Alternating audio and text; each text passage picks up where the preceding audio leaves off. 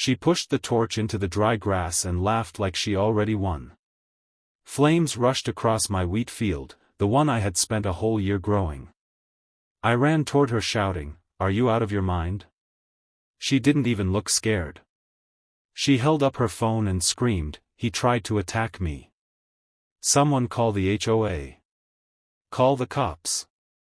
I froze because the fire kept spreading, and she kept recording like she wanted to catch me panicking. "You can't farm here," she yelled over the crackling flames. "HOA rules say crops are not allowed. I told you to remove this field, and you didn't listen." I stared at her in disbelief. "This is my land," I said. "HOA ends 2 miles before this fence." She smirked, like she knew a secret. "You think that little line on your old map will save you?"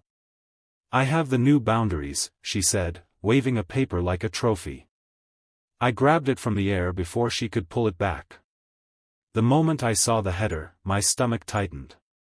Not because I believed her, but because the paper was freshly printed and clearly fake. She shouted louder, calling her friends from the HOA. A few of them ran over, pretending to act like officials, one of them even wearing a vest that said, "Community Enforcement." He pointed at me and said, "Sir, step away. You are destroying HOA property." I almost laughed, but the fire behind me wasn't a joke. "You people just burned my harvest," I said. "That's a crime." Karen shook her head dramatically. "No, you burned it yourself. And I filmed the whole thing." For 1 second, she looked proud, until she saw the small camera on my chest blinking red. Her smile faded fast. What is that?" she asked. "It's my work camera," I said quietly. "It records everything from the moment I step onto the field." Her eyes widened. She wasn't expecting that twist. She stepped back slowly, firelight dancing across her face, and whispered, "Delete it, or you'll regret this." She didn't know, the footage was already uploaded to someone she could never imagine facing. The fire trucks arrived just as she grabbed my arm, trying to pull me away from the camera's view. "Stop recording," she hissed, her voice cracking. But the firefighters didn't even look at us at first, they were too busy fighting the flames she caused. One of them glanced back at me and shouted, "Sir, step back, this is dangerous." Karen jumped in front of him like she owned the whole place. "He did this," she said, pointing at me like I was some criminal. "He started the fire to blame us. He's been threatening the HOA for weeks." Her voice shook, but she tried to cover it with fake confidence. I didn't say a word.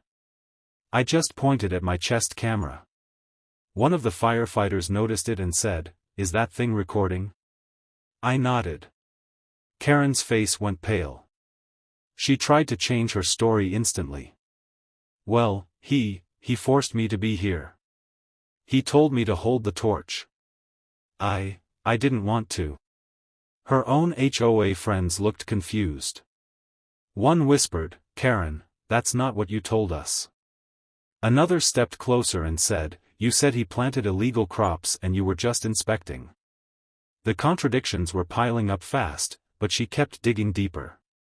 "He's lying. They're lying.